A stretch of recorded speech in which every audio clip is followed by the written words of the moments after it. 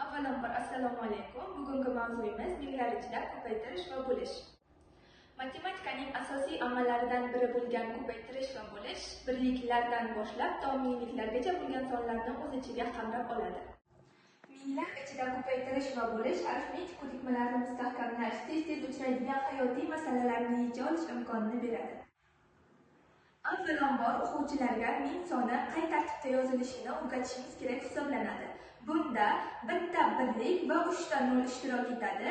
Bunda biz 1 minglik, ya'ni bitta birlik, 10 ta o'nlik va 100 ta yuzlikdan keyingi son bu ming bo'lishini bolalarga tushuntirib o'tamiz. Minglar ichida ko'paytirish va bo'lishni o'rgatishda biz o'quvchilarga turli xil metodlardan foydalanamiz. Masalan, raqamli domino metodimizdan foydalanamiz. Ushbu metodimizning maqsadi matematik operatsiyalarni, ya'ni qo'shish, ayirish, ko'paytirish bo'lgan amallarni bajarishda interaktiv tarzda o'rgatish hisoblanadi. Bu metodimizda diqqatni jamlash, xotirani rivojlantirish, o'quvchilarni ko'nikmalarini shakllantirishda asosiy maqsad hisoblanadi. Bu metodni tayyorlashimizda bizga kerak bo'ladigan materiallar domino toshlari yasash uchun kerak bo'ladi va bizga turli xil stikerlar kerak bo'ladi va buni ustiga raqamlar yozilgan.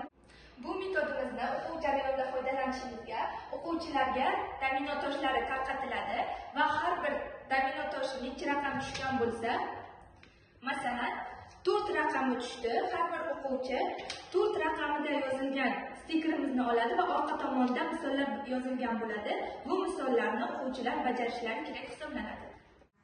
Ushbu metodikamizning afzalliklari vizual hamda qo'llanma asosida o'quvchilarga mavzuni keng tarzda tushuntirib bera olishimiz.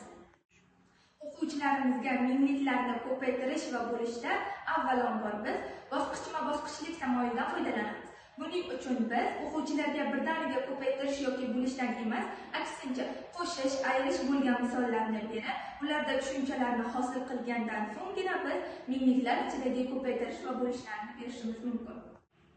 Biz minglik sonlarni ko'paytirish va bo'lishda bu domino metodikamizdan tashqari juda ham ko'plab metodikalardan foydalanishimiz mumkin. Bunda biz qo'l motorikalardan foydalangan holda o'quvchilarga ushbu metodikalarni ham ko'rsatishimiz mumkin. Bunda biz qo'l harakatlari bilan bajartirsak, o'quvchining diqqati, xotirasi va individual xususiyatlari ko'proq rivojlangan hisoblanadi. Bugungi metodikalarimiz o'z nihoyasiga yetdi. E'tiboringiz uchun tashakkur.